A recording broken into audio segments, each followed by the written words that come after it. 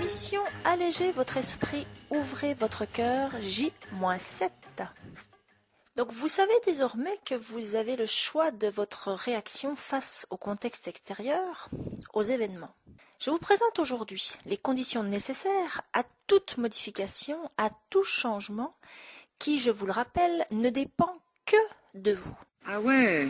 Cela se nomme être responsable, c'est-à-dire prendre la responsabilité de ce qui se passe dans votre vie. J'attire votre attention. Il y a parfois confusion entre être responsable et être coupable. Ça alors? Pour faire simple et se mettre d'accord sur le sens du vocabulaire employé, être responsable, c'est faire des choix en conscience et assumer les conséquences de ces choix, autrement appelés résultats. Vous faites le lien? Attendez, je vais vous montrer, vous allez voir. C'est très simple. Être coupable, c'est savoir que l'acte qui va être fait est supposé incorrect, le faire quand même, sans en accepter les conséquences. Ça peut se traduire par se trouver tout un tas de bonnes excuses.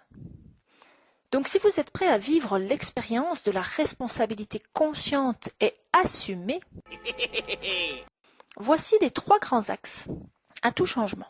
Premièrement, la prise de conscience, ensuite le passage à l'action, et enfin la répétition. Ces 3 processus qui seront à appliquer dans le déroulement de votre mission. Est-ce que jusque-là tout va bien? C'est ok! Si vous avez des questions ou besoin d'explications complémentaires, vous pouvez me contacter via l'onglet sur le site www.lafabriquedeba.com. Donc partons désormais en exploration de ces différents points. Premièrement, la prise de conscience. C'est quoi prendre conscience? Prendre conscience, c'est devenir de plus en plus conscient, apprendre à se connaître, à découvrir de nouveaux aspects de soi-même. Cela demande d'expérimenter ces nouvelles découvertes, ces nouveaux apprentissages pour s'en imprégner. Et pour se découvrir davantage, connaître son propre mode de fonctionnement, une des étapes est l'observation.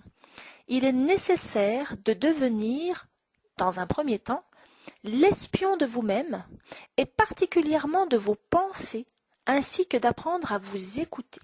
Arrêtez, faites silence! Donc pour rappel, vous avez pris conscience que vos résultats actuels sont insatisfaisants. Ajoutez à cela la notion de responsabilité, qui vous ouvre la possibilité de ne plus subir les événements et de faire le choix du rôle d'acteur à celui de victime. Et donc vous saisissez désormais que les choses ne peuvent changer seules. L'inactivité, l'absence de mouvement, correspond à l'inertie, l'absence de vie. Et si vous appreniez à penser différemment, à changer de point de vue, à adopter une autre vision? Vous êtes responsable de votre vie. Vous êtes responsable de vos émotions. Vous pouvez faire quelque chose. Faut pas se fier aux apparences. Deuxième point, le passage à l'action. Une fois l'étape de la prise de conscience vécue, la suivante, c'est l'action.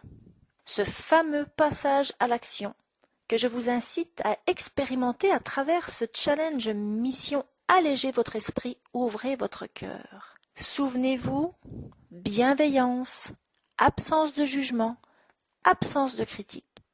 Ici, 2 mots-clés, application et implication. C'est-à-dire, faites un pas à la fois, du mieux que vous pouvez, et investissez-vous pleinement. Fais de ton mieux, point final. Cultivez cette intention de poser une action en conscience du mieux possible, et si possible de façon calme, sans tension. Prenez du plaisir, amusez-vous et vivez cette expérience comme un jeu.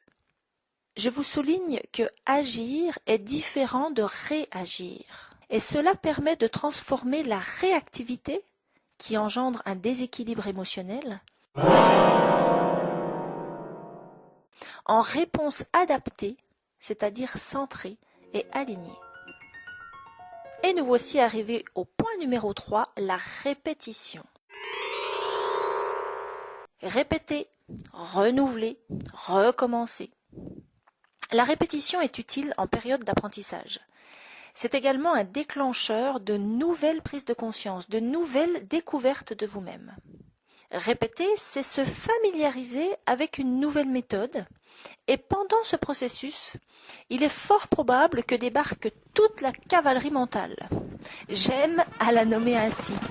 Vous savez, cette ou ces petites voix qui surgissent, mettent en garde, sèment le trouble, le doute, la peur et bien souvent amènent à l'inaction. Qu'est-ce que je dois faire? Vous avez certainement déjà entendu parler de zone de confort. Le confort, votre zone de confort, aussi inconfortable puisse-t-elle être, puisse-t-elle paraître parfois, mais c'est votre routine, c'est ce qui vous est connu et c'est ce qui se veut rassurant. Un système archaïque bien rodé. Et l'être humain est ainsi fait, mémoire ancestrale, loyauté, éducation, etc., etc. Donc apporter une modification, même la plus bénéfique, profitable et efficace, entraîne systématiquement et de façon immédiate une réaction. Ça, c'est incontournable et rassurez-vous, c'est fort possible que cela se produise au cours de votre exploration. Et c'est tant mieux.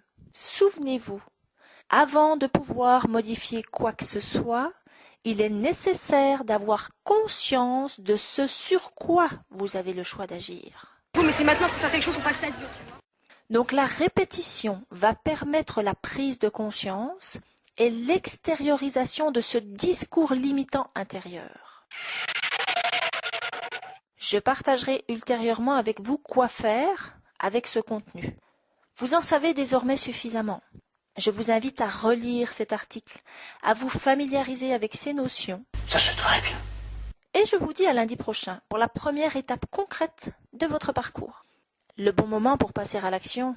C'est maintenant? Oui, c'est maintenant. Décidez aujourd'hui de modifier quelque chose de votre vie. Expérimentez, testez, amusez-vous. Et d'ici là, prenez soin de vous. À bientôt. C'est notre œil, notre regard qui nous dicte notre façon d'agir par rapport aux autres. Mais on peut être myope.